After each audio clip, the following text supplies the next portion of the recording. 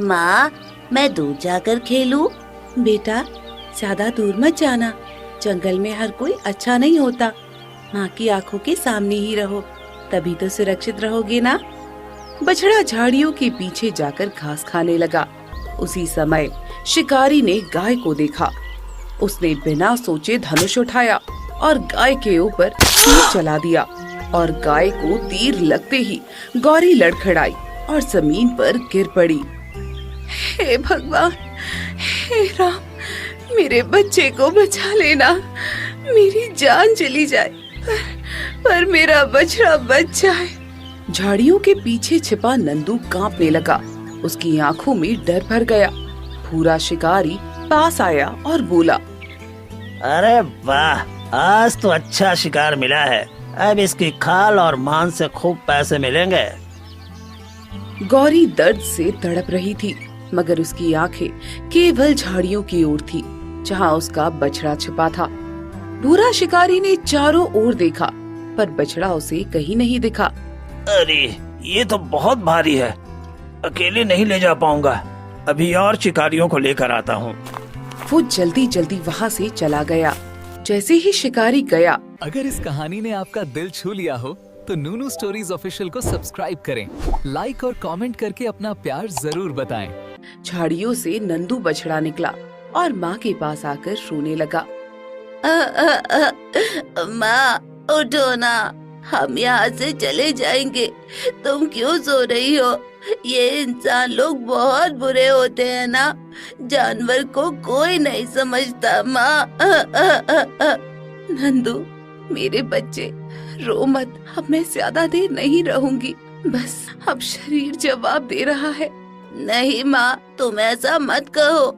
मैं तुम्हारे बिना कहाँ जाऊंगा?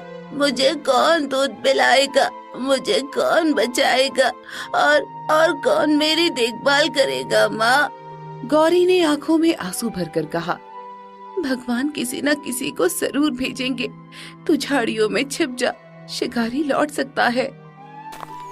उसी समय जंगल के रास्ते से एक गरीब पंडित गुजर रहा था। उसका नाम हरिनाथ था। उसके कपड़े पुराने थे और हाथ में एक फटी झोली थी। हरिनाथ पंडित रोज जंगल से सूखी लकड़ियां चुनकर गांव में बेचता था। उसी से उसका पेट पलता था। इस दुनिया में उसका कोई अपना नहीं था। हरिनाथ ने गाय की कराह सुनकर कदम रोक दिए। अरे, ये कैसी आवाज है? कोई जीव दर्द में है क्या? वो आवाज के पीछे गया और घायल गाय को देखा। गाय के पास छोटा बछड़ा रो रहा था।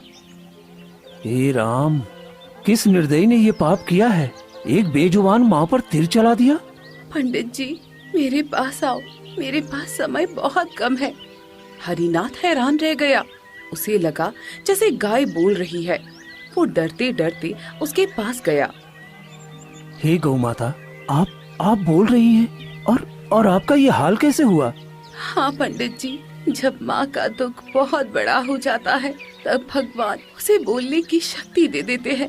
मैं मरने वाली हूँ, पर मेरा बछड़ा अनाथ हो जाएगा। हरिनाथ की आंखें भर आई।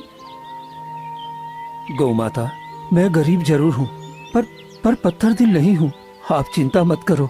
मेरा नंदू अभी छोटा है, उसे दुनिया की चालाकी नहीं पता। शिकारी लौटेगा, वो इसे भी मार देगा। क्या आप इसे बचा सकते हैं? माता, मेरे पास न घर ठीक से है, न धन है। मैं खुद कई दिन आधा पेट खाकर सोता हूँ, मगर मैं आपको और आपके बछड़े को इस हालत में छोड़ दूं तो मैं इंसान कहलाने लायक नहीं रहूंगा। पंडित जी, धन से बड़ा दिल होता है। आप इसे अपने बच्चे की तरह पालना। लोग मजाक उड़ाएंगे, आपको ताने देंगे, पर एक दिन यही बछड़ा आपकी लाज रखेगा। नंदू रोते हुए बोला, माँ, मैं तुम्हें इस हालत में छोड़कर कहीं नहीं जाऊंगा। माँ, गौरी ने अपने बछड़े को प्यार से देखा। बेटा, माँ शरीर से जाती है, प्यार से नहीं। पंडित जी को अपना मानना। इनके पास कुछ नहीं है, पर इनके मन में भगवान रहते हैं। इतना कहते ही गौरी ने आखिरी सांसें ली और शांत हो गई। बछड़े के आंख से आंसू निकल रहे थे। हरिनाथ ने उसके सिर पर हाथ फेरा। अब रो मत बेटा, आज से तू अकेला नहीं है। मैं गरीब हूँ, मगर तुझे भूखा नहीं रहने दूंगा।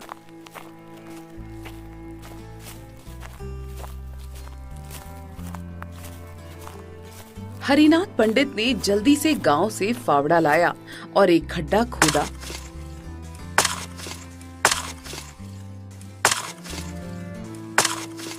और गाय को दफना दिया।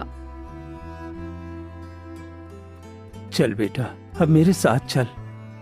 तेरी माँ की अंतिम इच्छा मैं जरूर पूरी करूंगा। पंडित नंदू को लेकर गांव आया। गांव के लोग उसे देखकर हंसने लगे।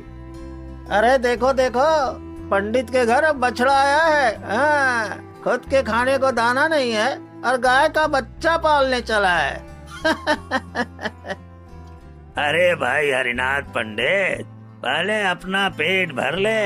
ये बछड़ा तेरे घर में क्या करेगा? हाँ, तुझे दूध देगा क्या? ये अनाथ है, इसकी माँ को शिकारी ने मार दिया। अब ये मेरे भरोसे है। बारे पंडित, तू तो खुश गांव के भरोसे जीता है और अब कोई तेरे भरोसे है। हाँ। गांव वाले ठहाका लगाने लगे। बछड़ा डरकर हरिनाथ के पीछे छिप गया। डर मत बेटा, जो लोग दया पर हंसते हैं ना, एक दिन वही दया के लिए तरसते हैं। हरिनाथ की झोपड़ी गांव के सबसे आखिरी कोने में थी। उसके घर में खाने को कुछ नहीं था। उसने नंदू को सूखी घास दी, खुद पानी पीकर सो गया। रात में बछड़ा धीरे से आवाज करने लगा। पंडित बाबा, आप खा क्यों नहीं रहे? मैंने खा लिया बेटा। हमारी इतनी अच्छी किस्मत कहाँ है कि मैं रोज खाना खा सकूं। नहीं, मैंने देखा आपने सिर्फ पानी पिया, फिर आप झूठ क्यों बोल रहे हो? हरिनाथ चुप हो गया। उसकी आंखें भर आई। बेटा, गरीब आदमी झूठ भी किसी का दिल रखने के लिए बोलता है। अगर इस कहानी ने आपका दिल छू लिया हो तो नूनू स्टोरीज ऑफिशियल को सब्सक्राइब करें, लाइक और कमेंट करके अपना प्यार जरूर बताएं। अगले दिन से हरिनाथ नंदू की देखभाल करने लगा। वो जंगल से घास लाता, तालाब से पानी भरता और बछड़े को प्यार से खिलाता। गांव वाले रोज मजाक उड़ाते। एक दिन मुखिया हरिनाथ से बोला, हरिनाथ, ये बछड़ा बड़ा होकर भी क्या करेगा? हाँ, तेरे पास तो खेत भी नहीं है, अनाज भी नहीं है। इसे बेच दे, कुछ पैसे मिल जाएंगे। मुखिया जी, गौ माँ से किया हुआ वादा मैं नहीं तोड़ सकता।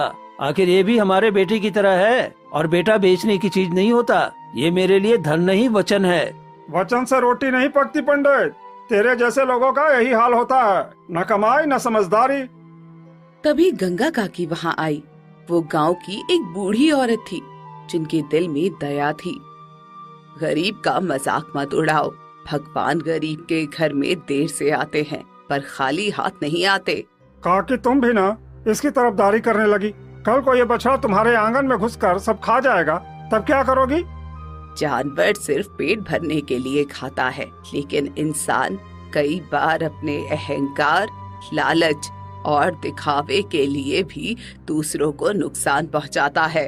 काकी, दुनिया में मेरा कोई नहीं है। ये बछड़ा ही अब मेरा अपना है। बेटा, जिस घर में दया रहती है वो घर खाली नहीं रहता।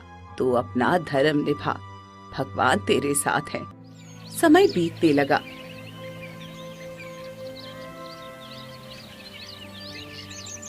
बछड़ा धीरे धीरे बड़ा होने लगा।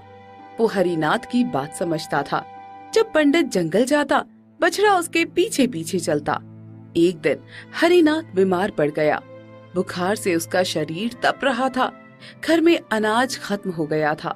हरिनाथ ने कमजोर आवाज में कहा, नंदू, आज मैं जंगल नहीं जा पाऊंगा। अगर लकड़ी नहीं बिकी तो खाना नहीं मिलेगा। नंदू ने उनकी बात समझी और जंगल में गया और सूखी लकड़ी अपने मुंह में दबाकर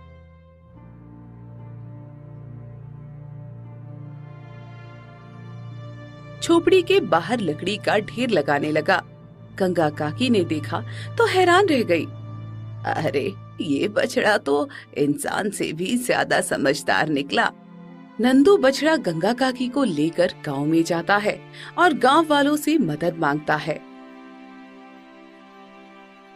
हरिनाथ पंडित बीमार है, जिसके घर में दया हो वो थोड़ा आटा दे दे। ताकि उसके घर में खाना बन सके।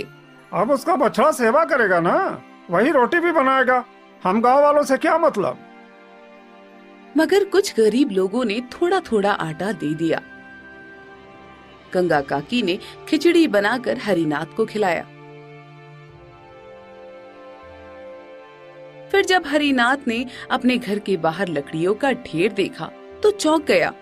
बेटा, तेरी माँ ने ठीक ही कहा था, तू मेरी लाज रखेगा।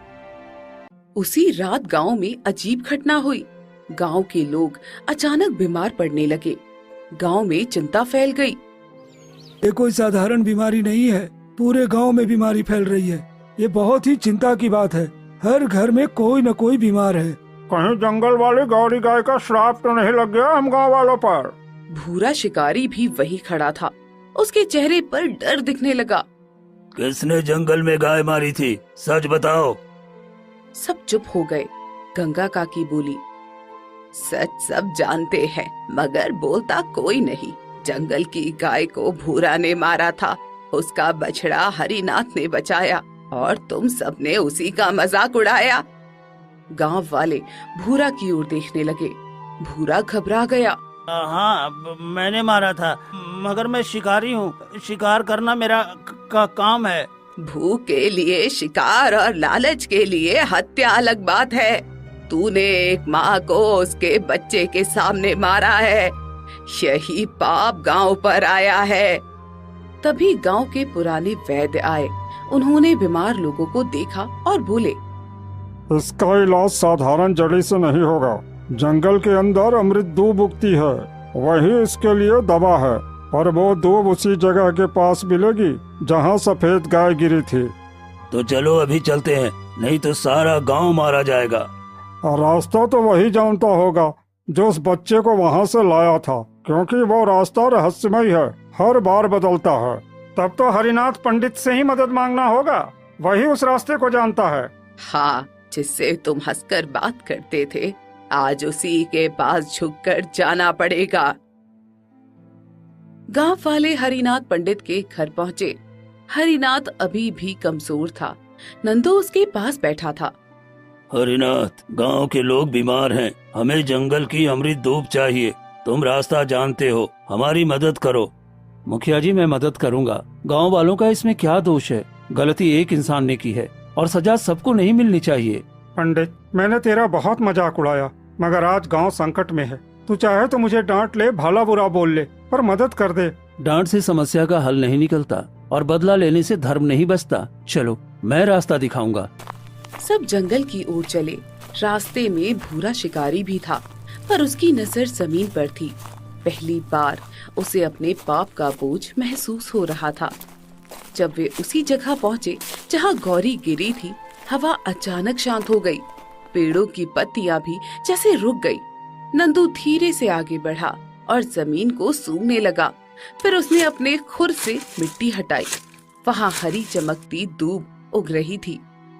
यही अमृत दूब है, जल्दी तोड़ो, मगर जड़ मत उखाड़ना। दबा लो, लालच मत करना। लोग दूब तोड़ने लगे। तभी भूरा शिकारी ने देखा कि थोड़ी दूर और भी चमकती दूब है। उसने लालच में पूरी जड़ उखाड़नी चाहिए। भूरा, मत उखाड़, वैद्य ने मना किया है।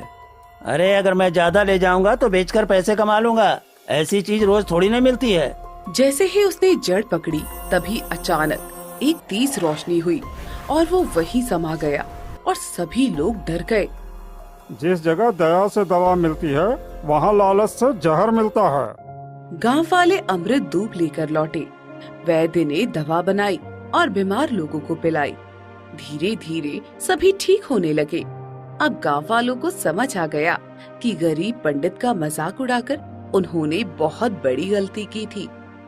अगर इस कहानी ने आपका दिल छू लिया हो तो नूनू स्टोरीज ऑफिशियल को सब्सक्राइब करें, लाइक और कमेंट करके अपना प्यार जरूर बताएं।